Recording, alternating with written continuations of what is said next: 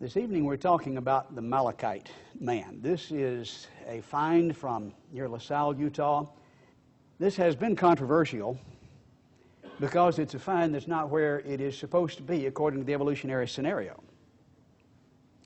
Humans in the same layer with dinosaurs. They're supposed to be 100 million years apart, and they're found together, or at least in the same geologic horizon. And as you can imagine, there's been a great deal of controversy. There's been a great deal of misrepresentation of fact in order to explain it. Some of the conversations I've had with the head of the BLM, with some of the representatives of the evolutionary community when they did not know my position, have been very revealing. The head of the BLM there at Moab called this a tar baby, and he was making sure that they were getting rid of it. They were shipping it off to the Smithsonian for it to be hidden. And the Smithsonian does a good bit of that. If you saw the last scene of Raiders of the Lost Ark with all of those boxes back in the back of the museum, there's a lot of reality to that. But we want to see if we can find out what the actual facts are. Many of the people who do the talking and writing and attempting to refute this material have never been to the site, know very little firsthand about it. I have made over a dozen trips to the site, and some of them weeks at a time. And I can tell you what's there. I can show you what's there. The real problem involves, of course, the story that's told by the geologic column. And I want to talk about that a little bit in the beginning because that's where the rub comes. We see the dinosaurs are supposed to be separated from man by at least 65 million years. In this case, about well over 100 million years. And this scenario is supposed to represent the evolutionary picture that is recorded as time developed, as the layers were laid down, recording the development of life like a tape recorder would record a speech over millions of years, the development of life. And this is supposed to be what you find when you dig down in the earth. Leighton Judson, which is a standard geology textbook, physical geology, says because we cannot find sedimentary rocks representing all of Earth time neatly in one convenient area, we must piece together the rock sequence from locality to locality. And many people think that when they see this geologic column, beautifully represented in the textbooks, this is what you find.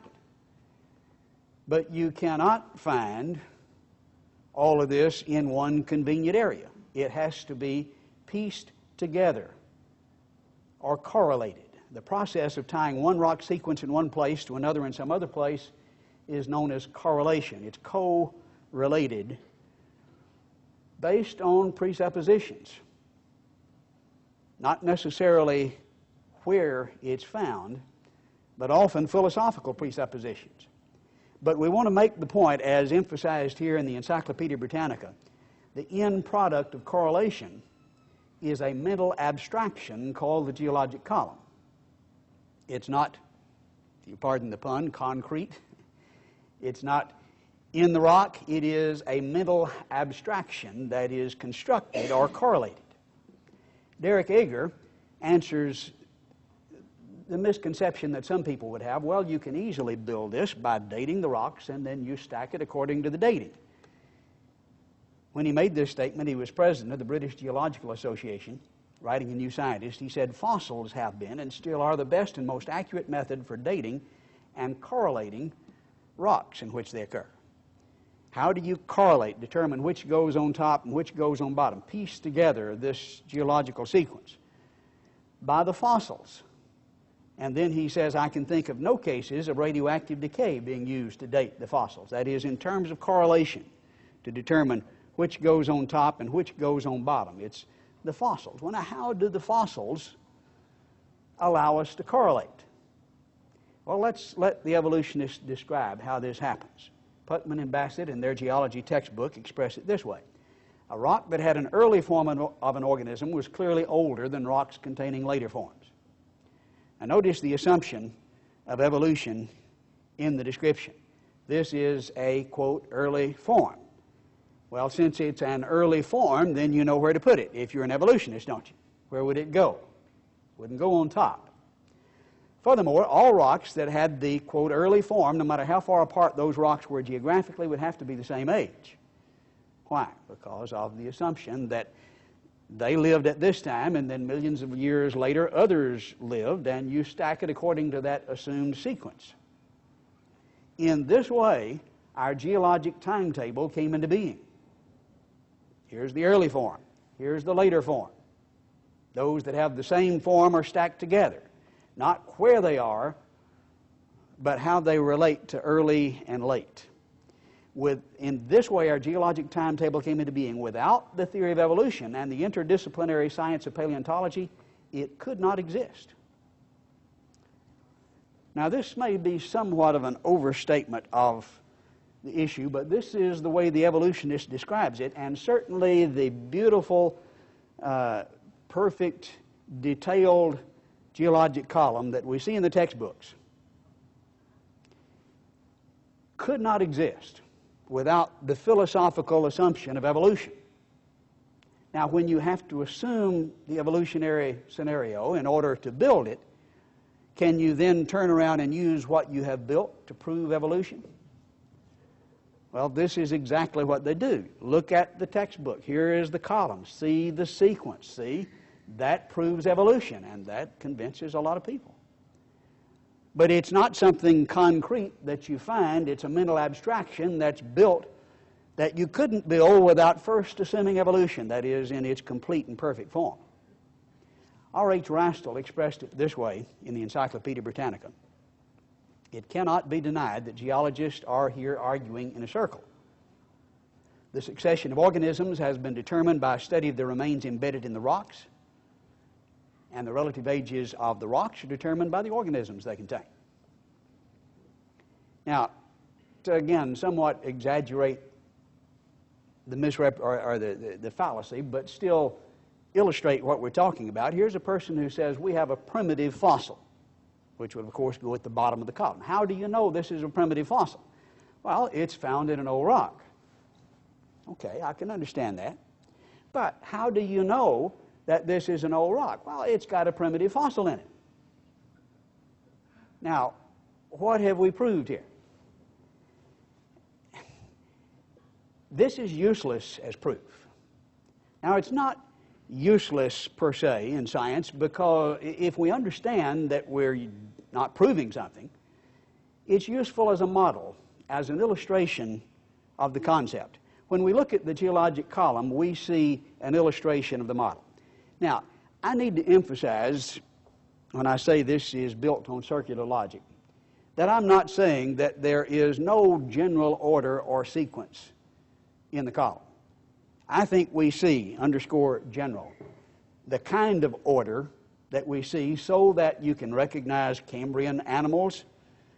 There is a suite or group of animals that you find together commonly that's called Cambrian animals. They form that collection. I think it's because of natural habitat. They lived at the bottom of the ocean. And if we're looking at a flood deposit, which I think is the best explanation of the geologic column of the fossil record, then the things that lived lowest would be buried first, and then you would find things that lived higher buried next as the catastrophe proceeded.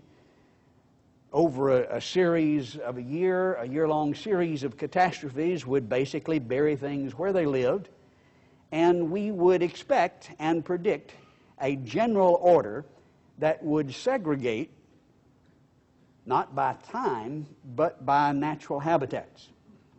Things would not be buried together, not because they're millions of years apart, but because they don't live together. Normally today, you don't find bears and lions buried together, though they're similar in a lot of ways. Both mammals, they don't live in the same places. You certainly wouldn't expect lions to be buried together with a coral reef because of the imposition of natural habitats. And so we see a general order, but the order that is described here in the textbooks is grossly misrepresented, skewed, and distorted. I can say that for a number of reasons. Apart from the circular logic to build the detail that we see in the beautiful column, we see the fact that most of the column, most of the fossil record is clams. They're marine invertebrates. It's just clams, clams, and more clams, rather than these impressive vertebrates that we see generally represented in the geologic column. These are the index fossils that allow you to identify the particular layers, and they're typically marine invertebrates. 95% of all fossils are marine invertebrates. Now, you don't hear that in most geology classes. Somebody might get the idea we're looking at a marine catastrophe here. That's not told. Of the remaining 5%, 95% marine invertebrates, 5% left, 95% of that involve algae and plant fossils. And then 95% of the remaining 1/4% are other invertebrates. We haven't got to the vertebrates yet. The remaining about 1/100th of 1% are vertebrates, and most of those are fish.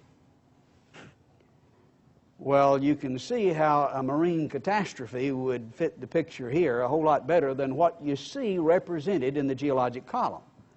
Only about 1/100th of 1% are vertebrates. More than 95% are marine invertebrates. And for this reason and a number of other reasons, the founding fathers of geology reached a very different conclusion from what the philosophical position today causes geologists to talk about. Nicholas Steno is known as the father of modern stratigraphy. He's a hero in all of the geology textbooks. If you want to pass stratigraphy, you have to memorize his 12 axioms. When I was lecturing there at A&M recently, we mentioned this, and the professor said, yes, we all know that, and the teacher rattled off all 12 of them. But she had no idea what the basic thinking about geology was from Nicholas Steno. But quoting from Evolution of the Earth, a standard geology textbook by Dott and Patton, we read, besides correctly interpreting fossils, Steno drew some even more important conclusions about the strata in which they occur. The result was the formulation of the most basic principles for analysis of Earth history. He showed great insight. Now, remember that he showed great insight. He understood the geologic record and wrote the rules that we're still using today. He continues saying, Steno's axioms provide the ultimate basis of practically all interpretation of Earth history. All interpretation of Earth are right there in his axioms. So the importance can hardly be overemphasized. What they don't tell you is what I saw in the one of the original editions of his book when I was doing work at Cambridge in England, where that early edition was open to the fly piece dedicated to the proof of the Noachian deluge. He believed it was done by a year-long series of catastrophes. And he understood it well enough to explain all the basic principles. Virtually all interpretation of Earth history is in his description, in his axioms. Oh, this flood geology business is nonsense. It won't work. Nicholas Steno is a very eloquent and powerful refutation of that nonsense. And that's a nice way to put it. Building on that work, along with others intervening, Henry Morris, John C. Whitcomb wrote the book The Genesis Flood, which I think was the most influential factor in spawning the creation movement. And by the way, we have his daughter with us tonight, Henry Morris' daughter.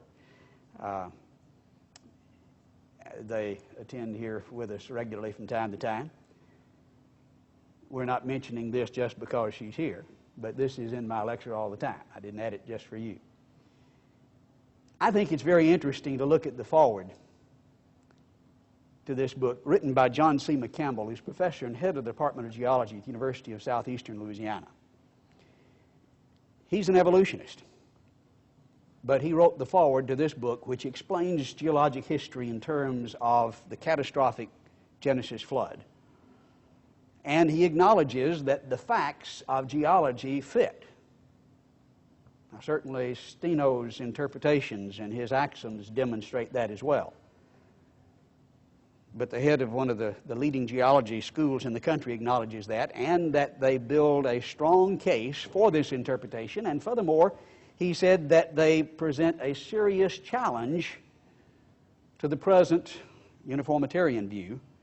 While that uniformitarian view has waned and is virtually fallen out of favor since this book was written, I think it had a great deal to do with that, though those who would be leaders in that departure from uniformitarianism would probably deny it.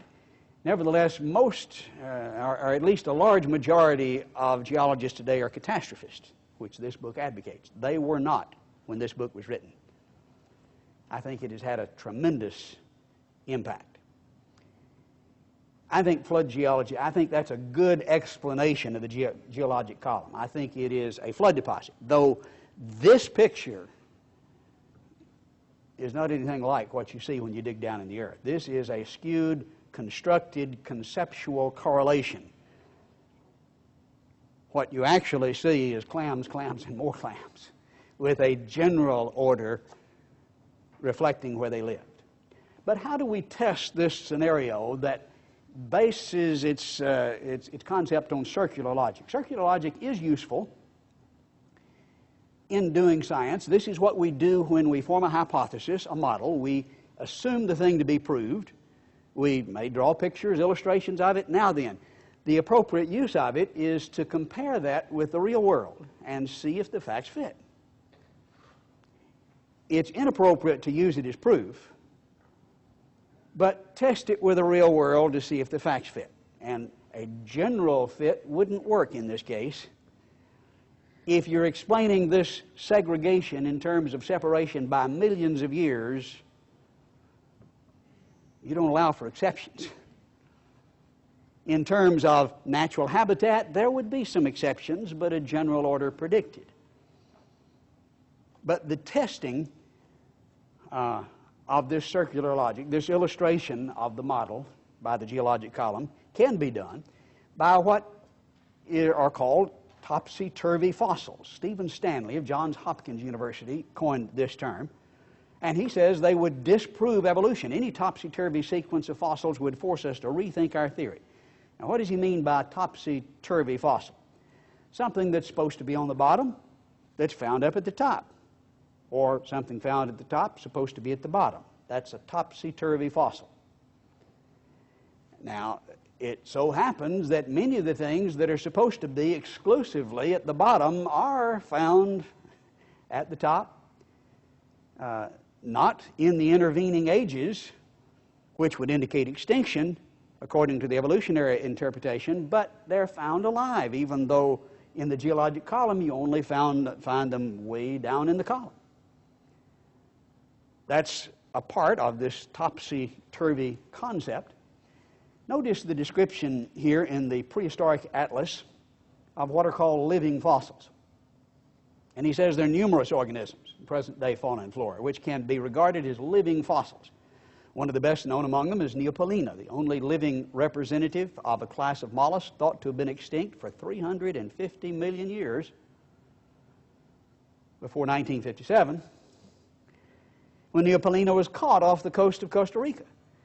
350 million years of rock layers, and you don't find anything, and plenty of them down below 150 million years, according to the evolutionary interpretation, and they're alive.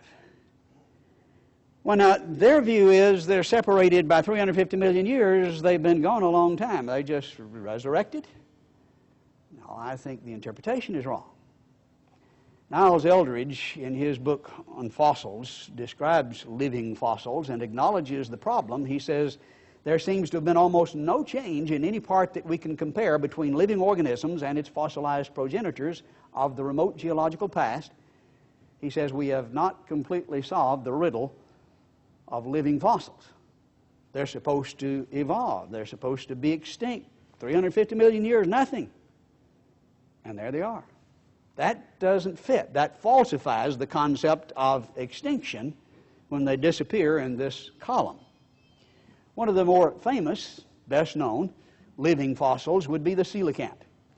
This is a rather strange-looking fish that was once thought to be of perfect length. These lobed fins look maybe like they're growing into legs, except we found them alive and found out they're just real good fins and allow them to turn on a dime, and excellent swimmers. Here in the book, Living Fossil, by Keith Thompson, who was president of the Academy of Natural Sciences, it says, off the coast of southern Africa in the winter of 1938, a fishing boat with the Nyrene, called the Nyrene, dragged from the Indian Ocean near the Chaluma River, a fish thought to be extinct for 70 million years. Which happens to be the time of the extinction of the dinosaurs, virtually. The fish was a coelacanth, an animal that thrived concurrently with the dinosaurs. What's the evidence for the extinction of the coelacanth? Exactly the same that you have for the extinction of the dinosaurs. For 70 million years, no fossils. They went extinct, according to the interpretation, since you don't find them from that point on up. We have found over 600 of them now. And in fact, 2 more populations have been recently found. Another excellent example is the horseshoe crab. We're looking in the upper portion of a modern horseshoe crab, which is very common. When I lived in Panama City, you could just see them all over the place out there. They were a nuisance. And here is the fossil down in the lower part that looks for all the world just like it. Keith Thompson describes this. He said the first members of this group appeared some 424 million years ago in the Silurian and looked quite like modern forms. The last fossils became extinct about 50 million years ago. I'm sorry, fossils don't become extinct. But I know what he means. We find them as fossils, according to their interpretation, 50 million years ago, and nothing since then. And they're just all over the place. They're not even rare, to say the least. And there are hundreds of examples. Sometimes, when we know those things happen and are common, they just don't worry. The logic, though, falsifies the concept. There are so many of them, they just seem to get numb to that. But some of them really aggravate. How many know what we're looking at here? The little hacksaw blade critters are very important fossils, especially for petroleum geologists. These are graptolites, and the various species allow you to identify a certain level. They lived, I think, at different temperatures and at different environments in the ocean, and allow petroleum geologists to order their search. But notice the statement by Sue Rigby of the British Geological Survey, writing in Nature, all paleontologists dream of finding a living fossil, and in reality it would be a nightmare. But Noel Dilley, they say, it seems, has done so, as graptolites are arguably the most important zone fossils of the lower Paleozoic. In other words, when you find this one, that says 570 to 360 million years. That's the way you determine that layer. That's how you correlate. When you find that, you know that's at least 360 million years ago. They found them alive. What are they doing alive? Doesn't that falsify the concept of extinction when they disappear in the column? I just think they lived there. They didn't live higher. And when the flood deposit buried them, they didn't live any higher and didn't get buried any higher. And so the fact that they're still alive doesn't surprise me a bit. It fits our view perfectly. It does not fit theirs. Notice the recent statement. This is just about a year old in Science. A bunch of sea urchins turned up in the Cretaceous like a big penny millions of years after they were believed to have gone extinct. Their reappearance cast doubt on the existence of one long presumed mass extinction. Well, I can understand that. Why did they think there was a mass extinction? Well, here were just tons of these things, and they're gone, and you don't find them anymore. Then there they are again. Well, maybe they didn't go extinct after all. Is that hard to figure out? 15 of the 29 species, apparently extinct genera, reappeared. Another 7, so much like them, later appeared. therefore must not really have gone extinct. You think? Isn't that pretty obvious? The idea of extinction when they disappear in the column is falsified over and over and over again, and it's in every textbook you can pick up on geology. They just repeat it over. Doesn't matter what the evidence is. The topsy-turvy fossils refute, but there's so many of them they've just apparently become numb. We'll look at one more here, at least one more. David Noble was out on a holiday hike when he stepped off the beaten path into the prehistoric age, standing amid trees thought to have disappeared 150 million years ago. Puts him right in the middle of Jurassic Park. The discovery is the equivalent of finding a small dinosaur still alive on the earth, said Carrick Chambers, director of the Botanical Garden. Wouldn't that be neat to find us? What's the difference? Not a bit. We do that all the time. And it wouldn't surprise me if we were to find a dinosaur still alive. What's the evidence that they're gone? Same evidence for the coelacanth. Same evidence for this tree. And so how do you know they won't find it? You don't know. There is good evidence that you don't know, in spite of what they claim. Interestingly, we do have some, appear to be very credible eyewitness accounts of something like a Brontosaurus in the Congo, Makili-Mbombo. We can't say that's verified. We've got some fuzzy pictures. We need some better ones. There are several expeditions making that effort, and by the way, a number of evolutionists who are spending millions of dollars in that effort. And in Papua New Guinea, there are very credible accounts of pteranodon, pterosaurs, that are about this size, as represented here in the diagram. And I'm not able to divulge all the details, but we do have a fuzzy picture. I won't say this proves it. It has obviously been computer enhanced to death. But there it is. They're nocturnal creatures. It was taken at night and computer enhanced, and the eyewitness says it was very clear, and that's the photograph. Well, that's what it looks like. We need better pictures, and we hope to give you more detail on that later on. Why wouldn't you find that? Well, you find that kind of thing all the time. Well, that's part of what we'll be doing in Papua New Guinea in February. So we find things that are supposed to be down up all the time. Well, that doesn't impress them a whole lot because they're just a bunch of it. And I'm not sure that's good logic, a good reason to ignore it. They just don't have an answer. As Eldred says, we don't have any answer to this riddle. We haven't solved the riddle. But they do acknowledge that if you do it the other way, what's supposed to be up, down, that would be good evidence. But then they do a lot of tap dancing there as well, as we'll see.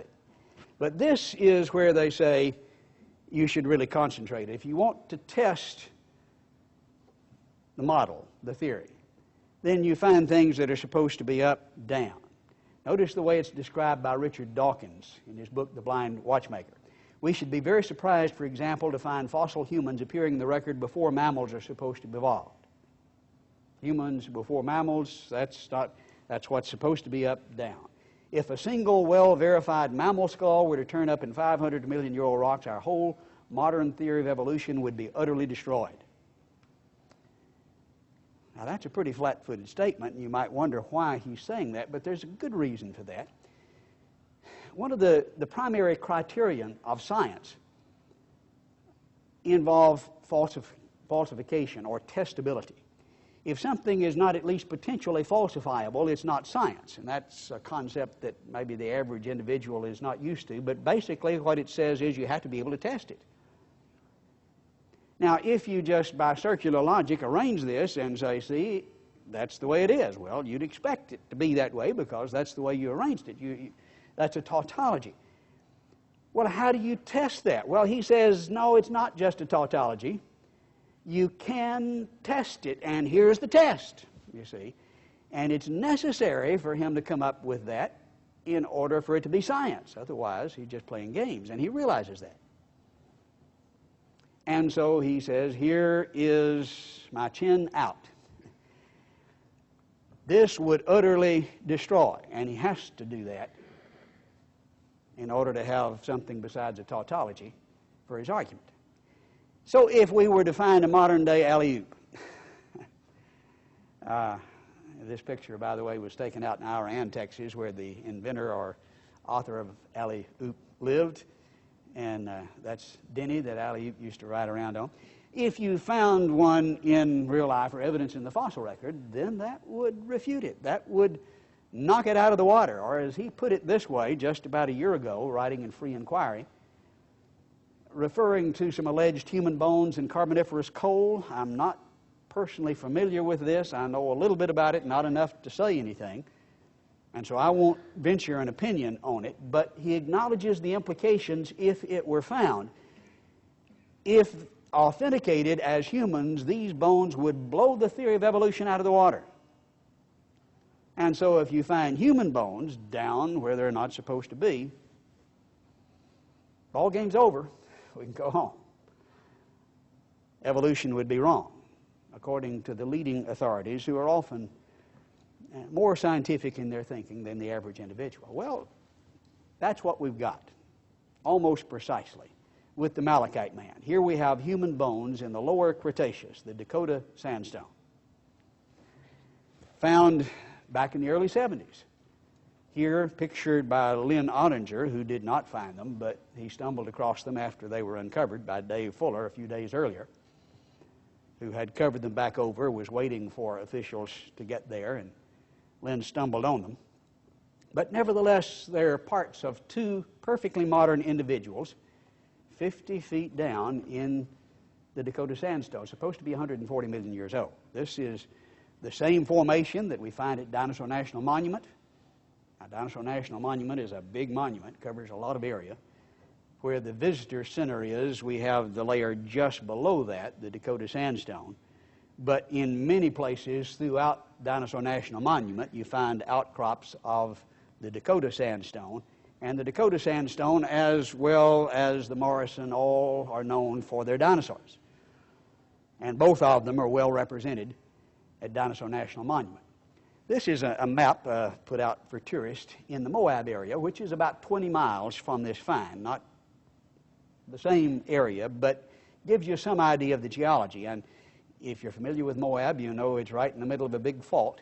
You see the Entrada Formation up here at the top. Here's the Entrada Formation down at the bottom over here. This fault slipped up. This, of course, was down here, and it slipped up. But here is the Dakota sandstone. Here is the Morrison that we were looking at. And the bones that we're talking about here are in the Dakota. This would be about 140 million years ago, according to the evolutionary interpretation, right in the middle of the dinosaur period that became extinct 65 million. So 140 million is certainly in the middle of that period. As we've suggested, I've made a number of trips to the site. This picture was taken just a few months ago with the present owner, Bill Harrison. It is an open-pit copper mine or has been in the past. Bill is now taking the azurite and malachite nodules from the site. This shows a wide area, and unfortunately many people who go there don't back up and look at the broader geologic context. We can see the layers going all the way across here, and we're looking at three different levels in this picture. This excavation was done during the mining operation of the 30s. They got to very hard rock, which you can see here at the edge, the bottom extent of that excavation that was tearing up their bulldozers, and so they stopped, even though it was a very, very profitable copper mine at the time. In the 70s, they began again and came on down, and this excavation, the second level, is the result of the excavation in the 30s, taking it on down some 50 feet. The road level is still down further than that. That road was excavated in the 30s. And it was at this site, 50 feet down, that these human skeletons were found. Dave Fuller was driving the bulldozer Actually, his father drove the bulldozer for the excavation back in the 30s. And he, at the time this picture was taken, was head of San Juan County Roads. He's now retired. But he showed us where, when he was driving the bulldozer, he came across these bones. He said there were no broken layers. It was completely undisturbed, and he had taken it down some 15 feet from the point at which they had stopped in the 30s, so that he was down a total of about 50 feet at that point. Here with Bill Harrison, he described in detail exactly what happened and the entire context. Here is a profile, a side profile. We see the road cut. We were taking the picture from over here a moment ago. And this is the way it looks at present. This is where the skeletons were found. Now this was the original excavation. This was the excavation of the 70s. This is the road cut in the 30s. Now this is a picture from that perspective. We'll back up and see. Here's actually this portion of it that you'll be able to look at. We're not looking at the road cut in that picture. Here is the upper section where the 30s excavation was done. This is the 70s section here. So you can see the two-tiered effect, mining operation of the 30s and then of the 70s here from the side. And this is the way it looks in profile. Prior to the excavation of the 70s, and just months before the find, it looked like this. And there, the skeletons were somewhere between 15 and 20 feet down from the surface of the 70s excavation, and of course still further down from the excavation of the 30s. 150 feet from the road cut.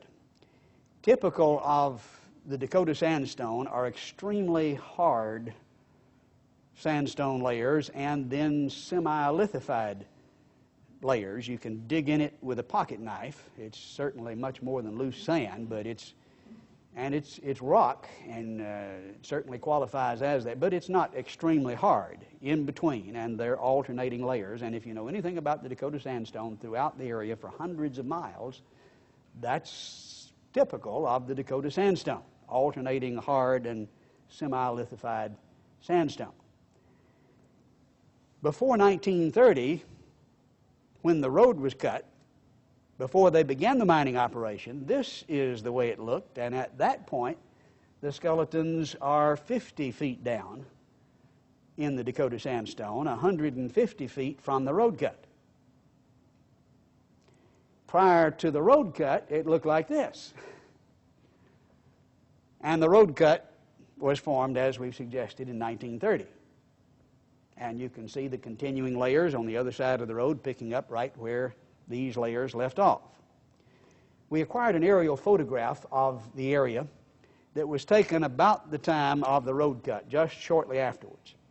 Here is the property owned by the mining company. This is the road that was cut in 1930.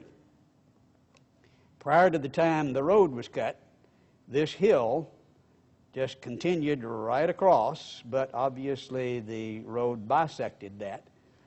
And then the mining operation began. We'll look at a close-up, and there we see the road and the property. The 30s excavation covered this area, and then the 70s went further down in this area as it approached the road. But prior to that excavation, that material, and prior to the road cut, it was continuous all the way across. Radiocarbon dates of the bones have produced a variety of dates. 210 years for UCLA carbon dates in radiology. 1,450 years was published in the Journal of Utah Archaeology. There's a wide range. There's a spring that percolates right down through the middle of this, leaching and adding material, and so we would expect a wide range and not accurate dates because material is continually being added and leached, and the bones are replaced in varying degrees with other minerals, and so that indicates things are being added and things are being taken away, which would obviously not make for good radiocarbon dates. But if it's older than 1930, you see, that's the ball game. If it's older than 1930, It's 50 feet down with no access, unless you're going to go through these extremely hard layers, and that's not something somebody would do. You might tunnel through some of the side layers, but the tunnel at this point would have to come from at least 200 feet away. The bones themselves vary in the degree of replacement. Some of them are almost modern looking, as are many very old bones. Many dinosaur bones are fresh. Some of them are almost completely replaced, as is this bone. This bone I personally excavated, washed it off with a canteen. It had been out of the ground less than 5 minutes when I was holding it here and the picture was taken. It's a vibrant green. And from the flesh tones there, you can tell that that's a pretty good rendition of the color of those bones, replaced by a copper salt, by malachite. Some of them are turquoise, which likewise is a salt associated, a copper salt associated with copper.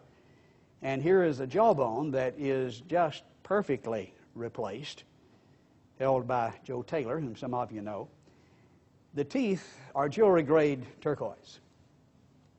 Sorry, that's just turquoise. Perfectly replaced. I don't think that's a modern burial. And I think the more you look at that, the more obvious that is. And I did mean to bring some of those bones. Unless I left it in the car, I didn't get here with them. But I do have some of the bones that are available for you to examine, and it's hard replaced bone. This is the site, the particular spot, where the bulldozer uncovered the first finds, and then Lynn Ottinger stumbled across it days later. Toward the road, down at the level that had been reached by the 70s excavation. This is a picture that was taken at that time, back in the early 70s. Pictures appeared and articles appeared in a number of magazines, I think, giving a fairly accurate rendition of what had been found and of the obvious problems that were involved. Lynn Ottinger was the one that stumbled across this days later. He was leading a rockhound group, and they were collecting minerals, and they stumbled across these bones. And if he looks like he ought to have "What Me Worry" written across the bottom here, I wouldn't disagree with that. But he called these bones the Moab Man. He's a very unique, eccentric individual, and I'll just leave it at that. I don't think they should be called the Moab Man for a number of reasons. First, this is Lynn Ottinger's term, and Lynn was not the discoverer. He had no right to the bones. It wasn't his property. The bones didn't belong to him, though he confiscated the bones and sold them for $10,000. They weren't his. A lot of people have been prosecuted for less than that.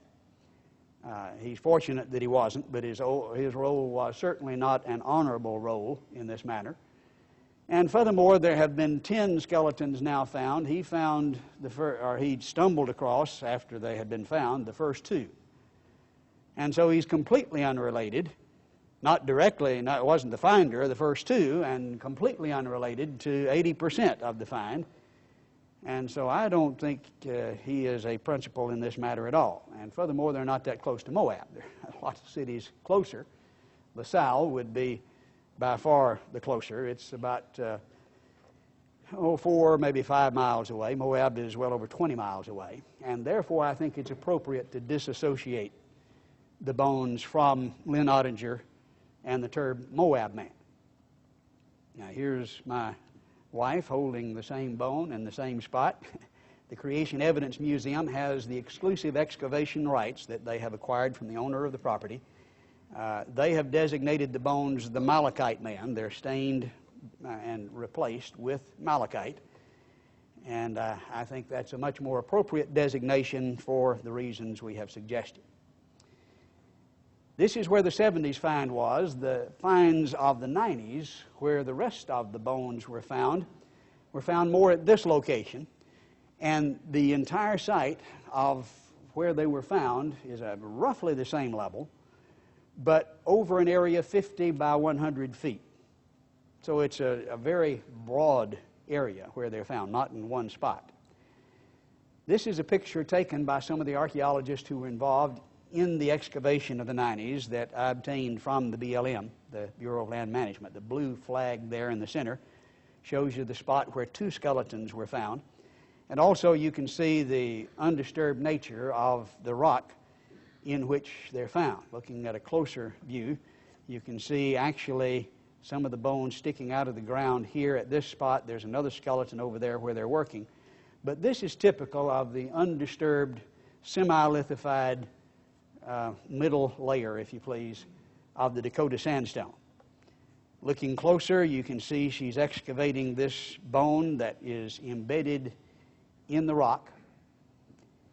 Here we see she's taking it down further, and now we see another knee over here showing up. This is one of the few, actually only 2, were articulated. They weren't completely articulated. The lower portion, that is, was together as in life. Most of them were just bones piled into place, not articulated. But this one was. We can see the pelvis here. And this shows the process of revelation as the rock was moved away. Here she's brushing away some of that which has been excavated. Here's the femur, the foot. Here's the pelvis over here. And then as it's further excavated, you can see the pelvis still embedded in the rock. Here is the second leg behind here, still even more embedded, as this one is being disclosed. Now, as you look at the previous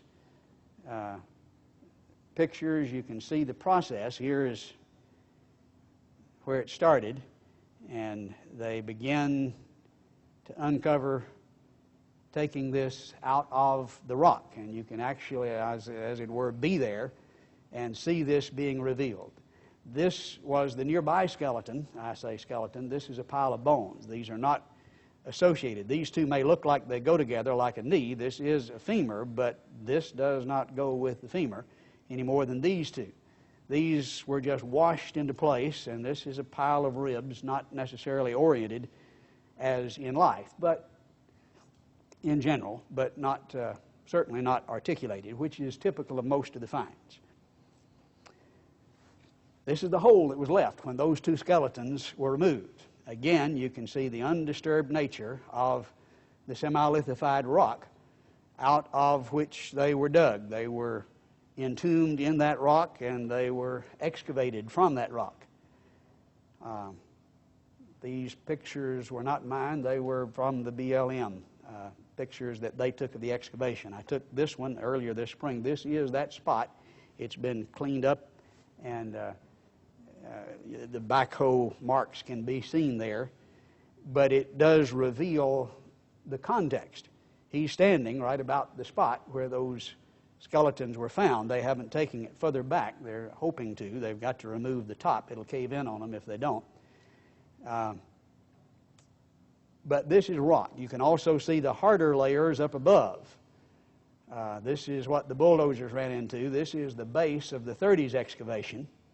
And this, of course, is the base of the 70s excavation and the spot where the skeletons were found.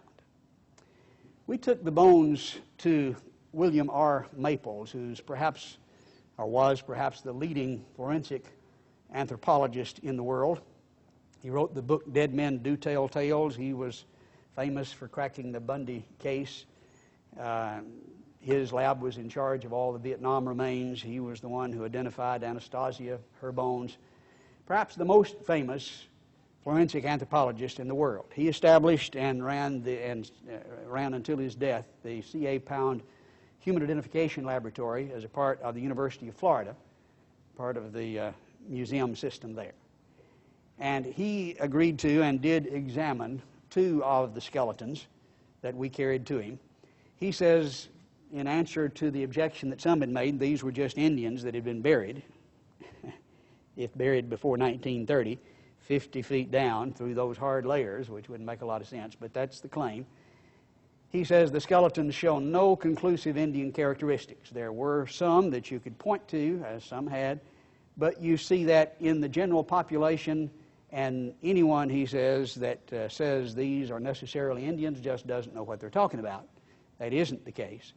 He also pointed out that the skeletons had no collagen in them, and that's a quick and dirty way to determine if they're hundreds of years old or thousands of years old. You take a match, you light the end of it, you smell.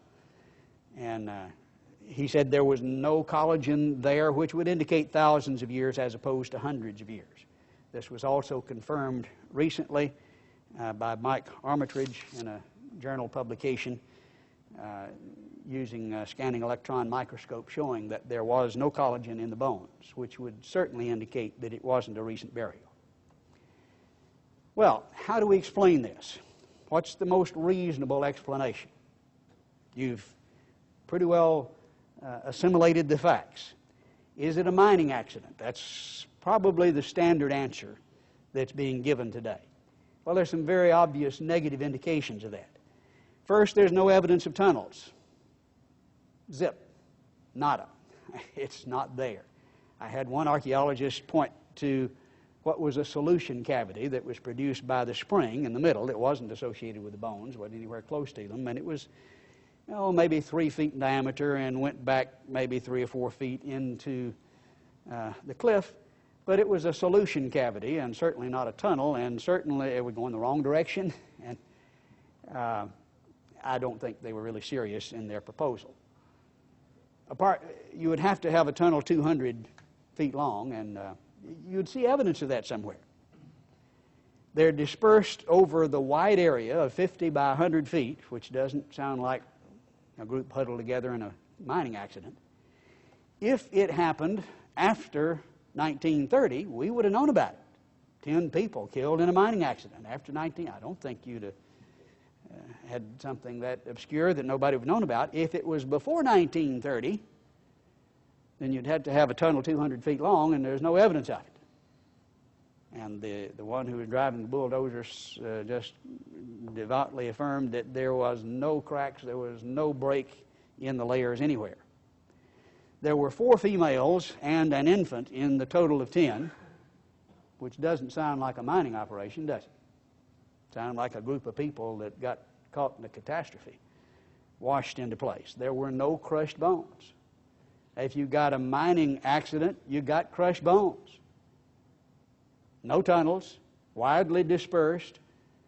The tunnel would have to be 200 feet long, no evidence of it. An infant, 4 females, and no crushed bones. As we say in Texas, that dog just won't hunt. That just won't fly as an explanation. And, top it off, no tools. Been all kind of screening. You saw some of the screens that were there in the foreground of the excavations in the 90s. Lynn Ottinger himself said he spent 3 weeks screening the entire area, found zip, nothing, no tools. That just doesn't look like a mining accident.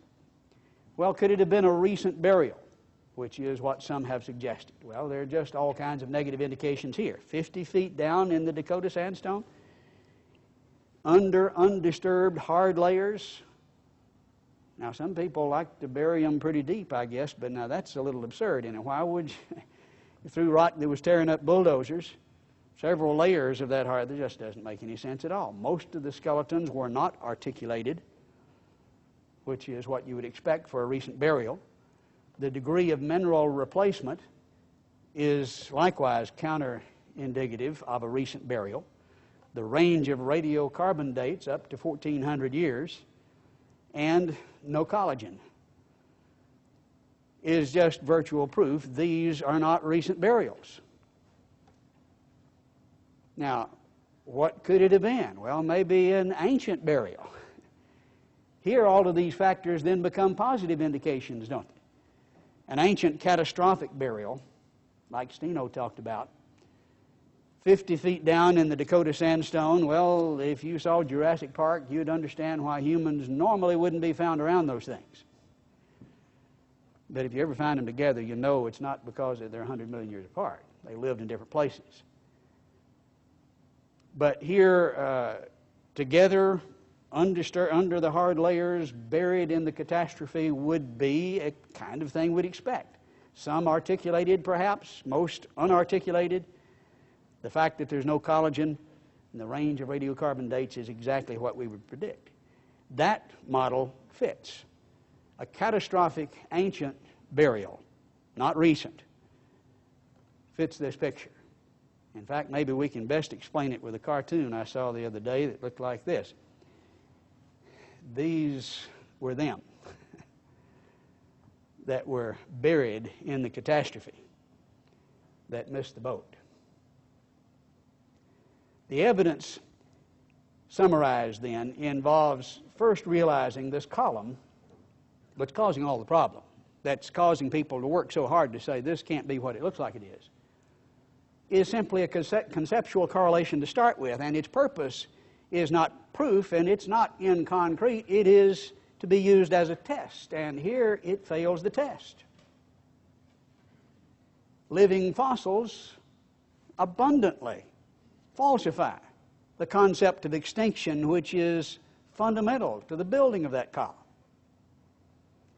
And the evolutionary progression is falsified. This is the chin-out test, the potential falsification for the theory as proposed by Dawkins.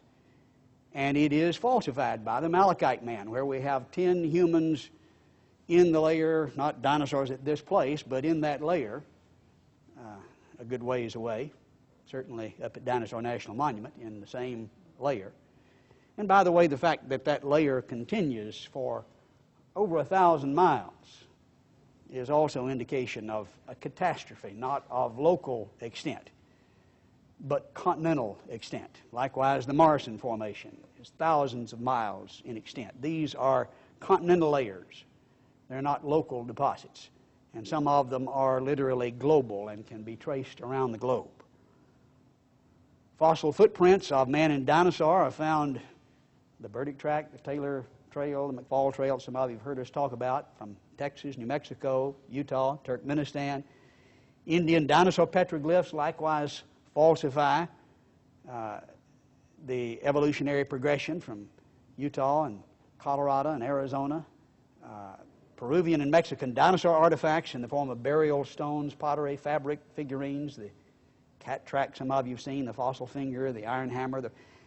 There's just all kinds of evidence that falsify this evolutionary progression, and it should not be a surprise because it's not in concrete to start with. It's there to test. Okay, we test. It doesn't work.